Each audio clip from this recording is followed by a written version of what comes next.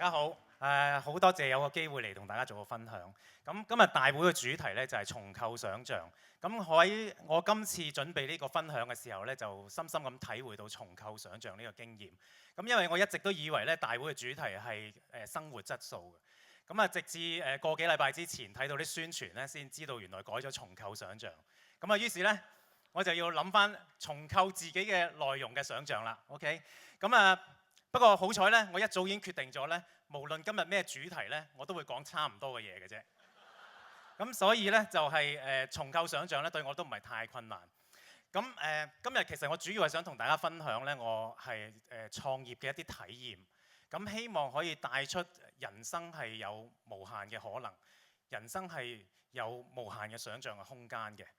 咁我係2012年創業㗎啦，咁就當時係已經啱啱46歲。咁對於個創業者嚟講咧，呢個已經係比較大年紀嘅啦。咁咧我創業之前仲要係 Group M 香港嘅 CEO。咁啊，作為全球最大嘅媒介集團嘅香港區負責人咧，呢個係另一個死穴嚟嘅。咁因為咧管理大公司同埋經營 startup 咧係兩回事嚟嘅。咁 CEO 創業咧，佢原本做間公司越大嘅話咧，佢應該係死得越快嘅。咁啊，所以正路嚟講咧，就應該係揾多幾年錢，咁啊儲夠錢退休，咁啊安安穩穩同阿 Daniel 一齊 resign， 跟住就話退休係嘛？跟住就話咧可以退休，但係唔可以唔做嘢。阿 Daniel 我講緊你，冇啦冇。咁咧就咁啊正路嚟講應該係揾多幾年錢就退休㗎嚇。咁但係點解創業咧？咁我想即係同大家講。我創業嘅故事其實係由一個2011年8月嘅一個交通意外咧係開始嘅。咁分享呢個故事之前咧，我想事先聲明咧，我係一個好安全嘅駕駛者嚟嘅。咁我揸咗差唔多20年車咧，就一分都冇俾人扣過嘅。咁咧就連輕微嘅碰撞都未試過嘅。估唔到第一次嘅交通意外咧，就已經係一個幾嚴重嘅交通意外。咁當時咧就係我同我哥哥兩家人7個人咧就坐住我架車。咁咧就我做司機，咁就揸車去一個紅綠燈前停咗落嚟，因為紅燈我就停低咗啦。咁停低咗幾秒之後咧，就發生一下巨響啦嚇，跟住咧就一個好勁嘅衝力咧，就將我架車推前咗10幾米。咁我架車咧就為咗保護我哋兩家人咧，就壯烈咁犧牲咗。咁但係好似神蹟一樣咧，我哋7個人咧都冇乜大嘅損傷。只係得一啲擦傷啊、少少扭傷啊咁樣，咁可以話係大難不死啊。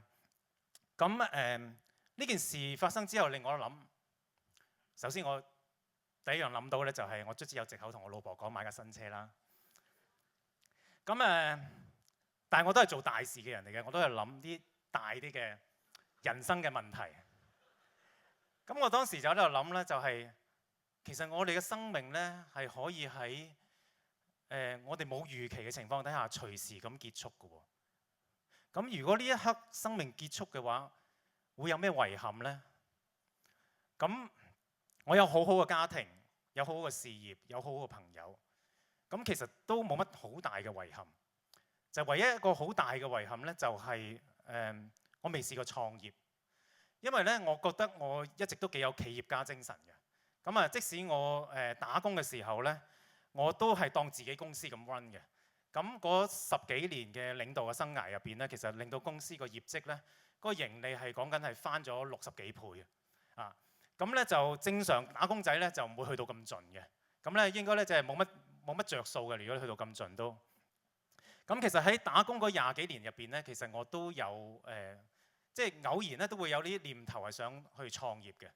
咁但係始終因為即係個事業嘅發展都幾順利啦，咁所以即係始終都冇行出自己嘅 comfort zone。咁其實喺呢個交通意外發生之前呢，我已經同幾位同事咧係都傾緊一啲自立門戶、另起爐灶嘅嘢。咁但係當時咧，我始終都係舉棋不定。咁每一次同佢哋開會嘅時候咧，我都話嗱，大家傾下㗎咋嚇。咁咧冇 commitment 㗎。咁其實咧即係成日都預備咗縮沙㗎啦都。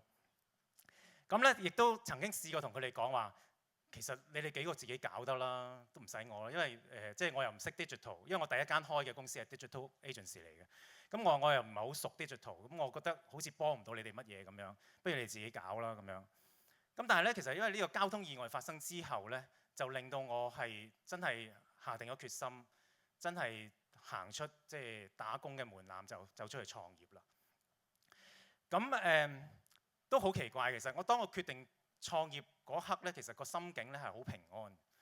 咁雖然我係當時唯一即係屋企唯一一個經濟支柱嚟嘅，因為我太太嗰陣冇做嘢。咁但係我都感覺得好平安個心境。咁咧跟住就都好奇怪，咁發生好多事咧，都睇到原來哇不斷都有供應㗎喎，原來。咁就令到我更加覺得咧，其實我呢個決定係好正確。咁所以咧，其實咧生命咧係有無限嘅可能。咁咧只不過咧你願唔願意聆聽內心嘅呼喚？有時我都喺度諗咧，其實如果我一開始已經好決斷咁樣去創業嘅話咧，會唔會個天就唔會俾呢個意外發生咧？咁我就唔會有機會買咗架新車啦。咁咧就 OK，咁就決定創業啦。咁決定創業要創咩行業咧？咁就好明顯地就係做廣告啦，因為之前已經同幾位同事傾緊做廣告嘅業務啦嘛。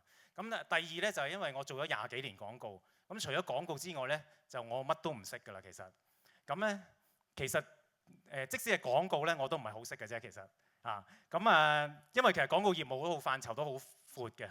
咁每當我同人講我做廣告嘅時候咧，啲人都以為我係做廣告創作人嘅。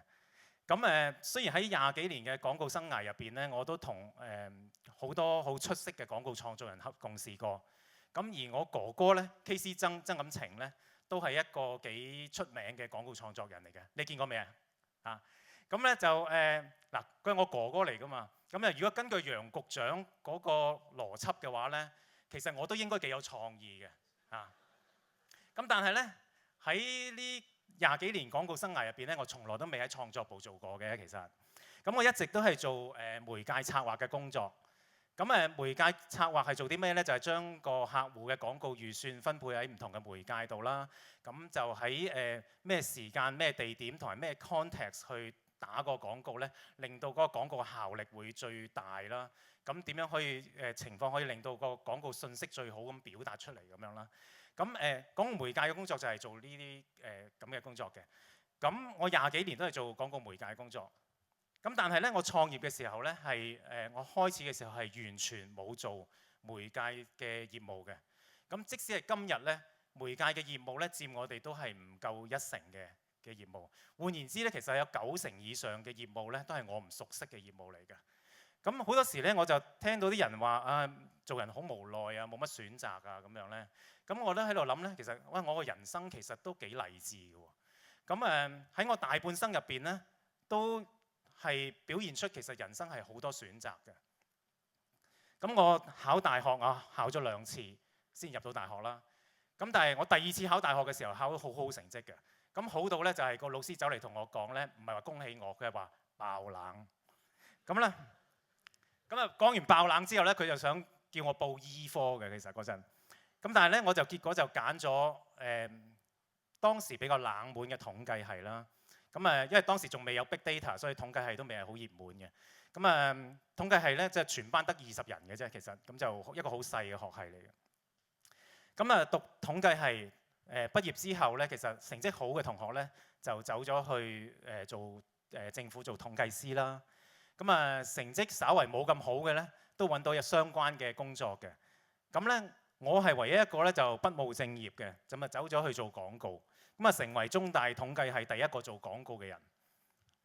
咁咧就做廣告都做得 OK 啦。咁做到 CEO， 咁決定又離開公司就自己創業。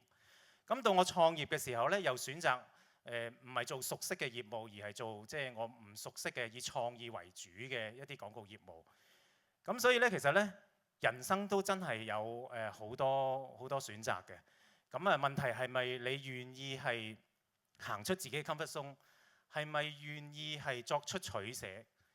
咁要行出 comfort zone 同埋願意作出取捨，你先體會到呢啲選擇喺度。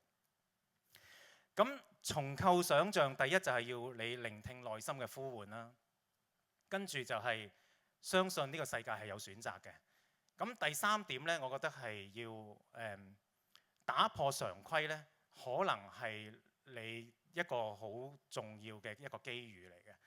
咁因為其實香港廣告公司咁多啦，咁點解要多一間呢？咁我哋嘅社會功能係啲乜嘢呢？咁一般人嘅認識咧、理解咧，其實企業咧就係盈利最大化啦，股東利益最大化啦，咁減低成本咧就可以增加利潤啦。咁但係我自己嘅 belief 咧就唔同，我相信咧其實股東、員工同埋客戶之間咧其實係有共贏嘅。咁如果你增加成本嘅話，而增加嘅成本係投放喺員工身上嘅話咧，咁相信咧其實個企業嘅盈利咧都會有所提高嘅，因為你對啲客戶嘅服務會好啲啊，咁公司嘅盈利自然就會提高。咁所以咧，我希望通過我嘅創業咧，就係帶出共享成果嘅信息嘅。咁首先咧，我哋有個333嘅分紅制度啦。咁呢個都唔係我發明嘅，其實係施永青先生喺中原同埋 AM730一直都實行緊㗎啦。咁因為我哋相信咧，其實一間公司嘅組成咧係由出錢嘅股東同埋出力嘅員工組成嘅，咁係缺一不可嘅。咁你有股東有人出錢，但係你冇個員工冇啲員工喺度幫你做嘢嘅話咧，其實都唔可以成立一間公司。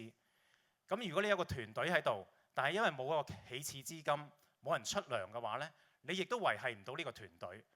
咁所以除非你係請着亞視嗰啲員工嘅啫，係咪啊？如果唔係咧，就都幾難維繫到呢班員工。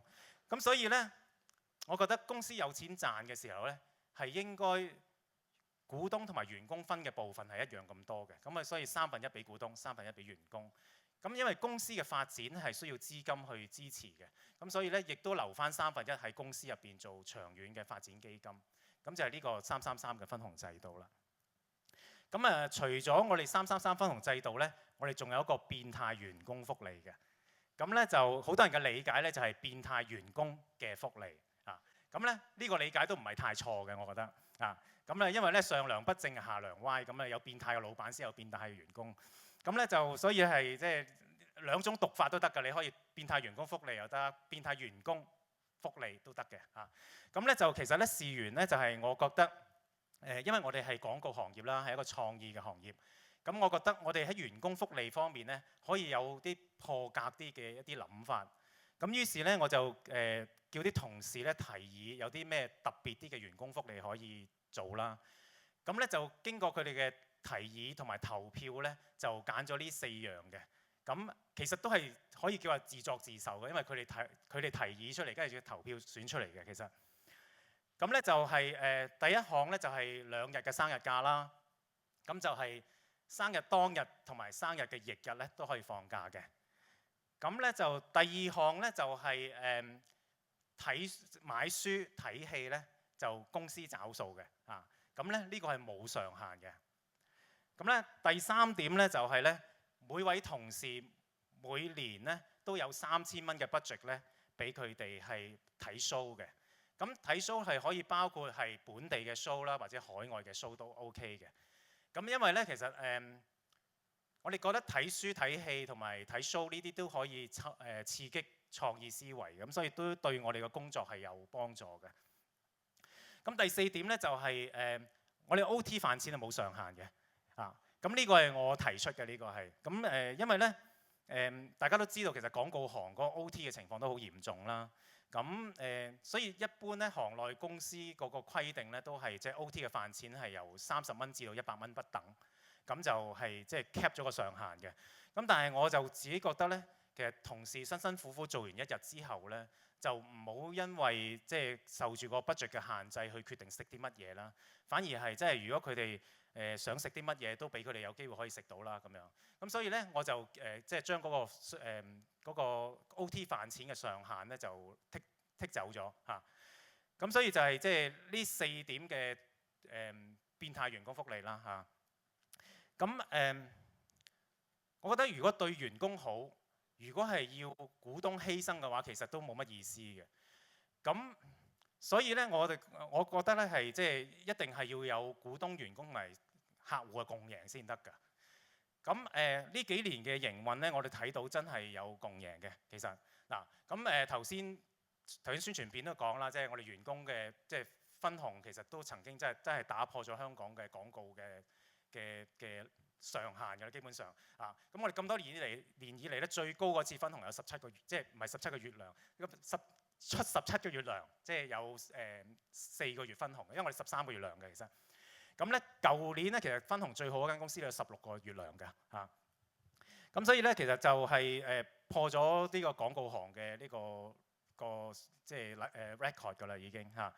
咁而客戶咧亦都好 stable 啦。咁其實即係呢幾年咧，其實我哋依家最大嘅客戶都係我哋3年4年以上㗎啦已經係。咁所以睇到其實咧員工好嗱，員工嘅流失率亦都好低嘅啊。咁客戶亦都好啦啊。咁就俾咁股東又點咧？咁其實咧我哋呢4年嚟嗰個股東嘅回報都亦都相當之理想啦。咁我哋呢4年嚟個盈利嘅增長講緊係10幾倍嘅啊。盈利增長凌厲嘅原因之一咧，就係因為我個基數好低嘅啊。咁咧，咁但係其實咧，真係我哋嘅股東回報咧，亦都相當之理想嘅啫。咁咧就如果以我哋最早期投入嘅資金計算咧，單係舊年嘅盈利咧，都講緊接近100%嘅啊。咁所以其實如果喺股東嘅立場嚟睇咧，其實亦都係一個相當之唔錯嘅回報。咁我相信我哋啲股東亦都好開心，即係有咁嘅回報嘅。咁當然我哋都係只係一個起步階段啦，我哋只係成立咗4年。